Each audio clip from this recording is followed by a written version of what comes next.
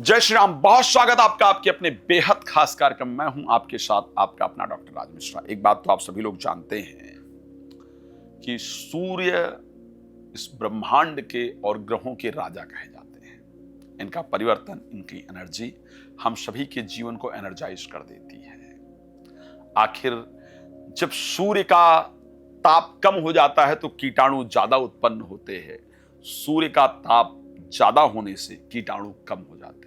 कहा जाता है उगते हुए सूर्य को अर्घ देने से, उगते हुए सूर्य में बैठने से हमारे शरीर के हजारों रोग कहीं ना कहीं दूर हो जाते हैं। आपके लिए सूर्य वृष राशि में जाने जा रहे हैं। 14 तारीख को वृष राशि में प्रवेश करेंगे, शुक्र के घर में प्रवेश करेंगे।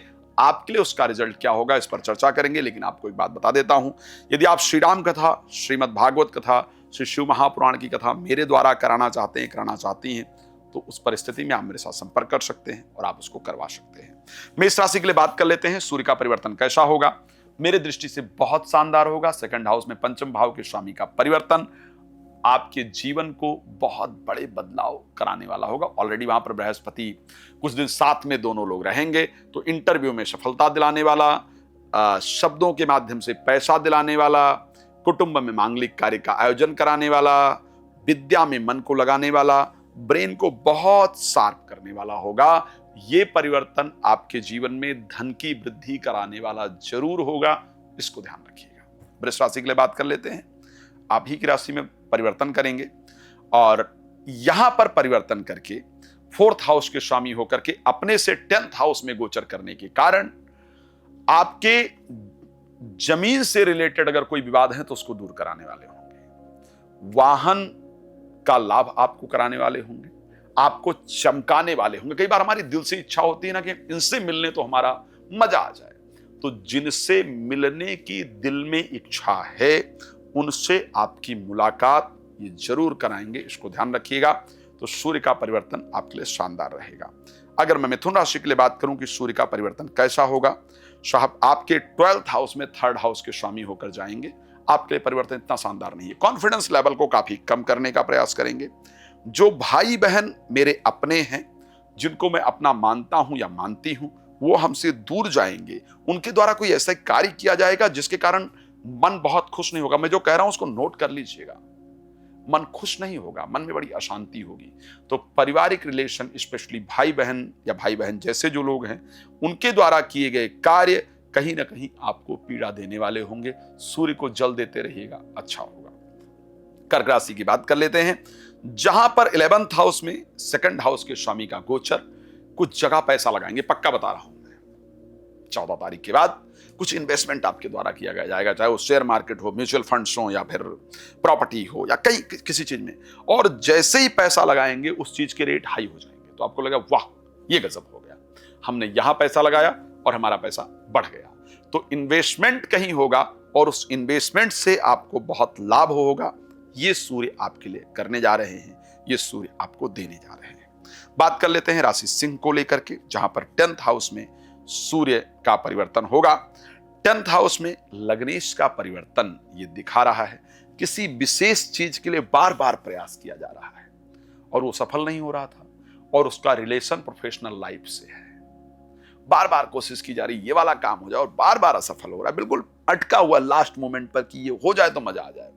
वही काम आपका करवा देंगे जो बिल्कुल अटका हुआ है ना लास्ट मोमेंट पर। समझिए सूर्य उसी काम को करवाने के लिए अपनी राशि परिवर्तित कर रहे हैं। तो सूर्य आपके काम को करवाएंगे, कुछ इंपॉर्टेंट पोजीशन आपको दिलाएंगे, अप्रिसिएशन आपको मिलेगा, अप्रिशिएट किया जाएगा आपके काम के लिए।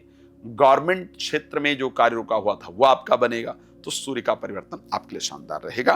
बात कर लेते हैं राशि कन्या को लेकर के, जहां पर 9th हाउस में पहुंचेंगे 12th हाउस के स्वामी। यहां पर भाग्य का सपोर्ट थोड़ा कम मिलेगा। वैसे 9th हाउस का सूर्य से एक अच्छा संबंध है, 9th हाउस का कारक भी कई जगह सूर्य को कहा गया है, बट क्योंकि 12th हाउस के स्वामी होंगे, 12th हाउस का स्वामी यदि 9th हाउस के अंतर्गत जाएगा तो इसका तात्पर्य यह है कि भाग्य को जो सपोर्ट मिलना चाहिए वो सपोर्ट भाग्य को नहीं प्राप्त होने जा रहा है। सपोर्ट भाग्य को ना प्राप्त होने के कारण थोड़ा भाग्य कम साथ देगा। आपको रेगुलर सूर्य को जल देते रहने की आवश्यकता है, जो आपके लिए फायदेमंद होगा। तुला राशि की अगर हम बात कर लेते हैं तो यहां पर अष्टम भाव में सूर्य गोचर करेंगे लाभेश होकर के। यहां आपके सावधानी की विशेष आवश्यकता रहेगी। इनकम कम और व्यय अत्यधिक हो, इस प्रकार की परिस्थिति है। तो शेयर मार्केट, लॉटरी, सट्टा इत्यादि में पैसा बिल्कुल नहीं लगाइएगा, नहीं तो वहां से आपको नुकसान देखना पड़ जाए। इस प्रकार की कंडीशन आपकी राशि पूरी तरह से दिखा रही है। बात कर लेते हैं वृश्चिक राशि को लेकर के, जहां पर 10th के स्वामी 7th में गोचर करेंगे। ये परिवर्तन आपके लिए बहुत शानदार रहेगा। नौकरी में प्रमोशन, नौकरी से व्यापार की तरफ जाना, व्यापार की वृद्धि, ये सब आपको देगा। लेकिन साथ में जीवन साथी के नेचर से आपको परेशानी होगी। उनके अंदर बहुत क्रोध इत्यादि उत्पन्न हो जाए, ईगो और अहम इत्यादि उत्पन्न हो जाए, इस प्रकार की कंडीशन आपको देखने को मिलेगी। तो उनसे थोड़ा सा सावधान और शांति से बात करने की आवश्यकता रहेगी। बात करेंगे राशि धनु को लेकर के, जहां पर 6th हाउस में भाग्य के स्वामी जाएंगे। पिता के साथ अनबन होगी, पैतृक प्रॉपर्टी इत्यादि को लेकर के दिक्कत होगी। भाग्य का बहुत अच्छी तरीके से आपको सपोर्ट नहीं मिलेगा, जिस कारण से बनते हुए कार्यों में आपको रुकावटें देखने को मिलेंगी, जिस कारण मन थोड़ा विचलित रहेगा। आपको सूर्य को एवरीडे जल देने की आवश्यकता है, जिससे कि आपके कार्य निरंतर बनते रहें। अगर मैं मकर राशि को लेकर के बात करूं, अष्टम भाव के स्वामी का पंचम भाव में गोचर करना। बच्चे अनाप शनाप डिमांड करेंगे, अनर्गल डिमांड करेंगे। प्रेमी प्रेमिका मित्र इत्यादि अनर्गल डिमांड करेंगे, ये चाहिए, वैसा चाहिए, यहां जाना है, वहां जाना है, आपने ये गलती कर दिया। उसको लेकर के मन थोड़ा परेशान रहेगा। बच्चों के अनर्गल डिमांड से मन परेशान रहेगा। तो कृपया अपने मन को शांत रखिएगा और समझदारी के साथ काम लीजिएगा। सूर्य को एवरीडे जल देना, बेल के पेड़ के नीचे रविवार के रविवार दिया जलाने से यह प्रॉब्लम आपकी सॉल्व होगी। बाकी तो मुझसे कॉल करके आप बात कर ही सकते हैं। मेरी सबसे पसंदीदा राशि कुंभ की अगर बात करें, 7th हाउस के स्वामी सूर्य हैं और 4th हाउस में जाकर के गोचर करेंगे। आपके जीवन साथी के बिजनेस में चल रही दिक्कत दूर हो जाएगी। आपके जीवन साथी के प्रोफेशनल लाइफ यानी नौकरी में चल रही दिक्कत आपकी दूर हो जाएगी। दिल से जिस नौकरी या बिजनेस को करने की इच्छा है, उस इच्छा को आपकी वो पूरी कर देंगे। तो आपके लिए यह परिवर्तन कहीं ना कहीं एक शानदार परिवर्तन रहेगा। प्रॉपर्टी से या वाहन से रिलेटेड अगर कोई मामला कोर्ट इत्यादि में चल रहा है, तो वो आपका सुलझ जाएगा। उसमें आपको एक अच्छा फायदा जरूर देखने को मिलेगा। तो ये रिजल्ट भी कहीं ना कहीं आपके लिए एक बेहतरीन रिजल्ट देने वाला होगा।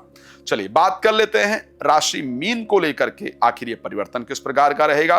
राशि मीन के दर्शक के लिए 3rd हाउस में सूर्य गोचर करने जाएंगे, 6ठे भाव के स्वामी होंगे। एक तो सबसे पहले आपका आत्मविश्वास बढ़ जाएगा, एंजाइटी, फोबिया इत्यादि आपकी दूर हो जाएगी, कॉन्फिडेंस लेवल इंक्रीज होगा। लेकिन जो अपने भाई बहन हैं या भाई बहन जैसे जो लोग हैं, उनके द्वारा शत्रुता किए जाने से मन आपका परेशान होगा। सूर्य को रेगुलर जल देते रहिए। विशेष जानकारी के लिए रात को 9 बजे, दोपहर को 12 बजे मेरे साथ लाइव जुड़ सकते हैं। बाकी मेरा समय लेकर के आप डिटेल में चर्चा कर सकते हैं। भगवान आपको बहुत प्रसन्न रखें। इसी शुभकामना के साथ जय श्री राम। बहुत धन्यवाद।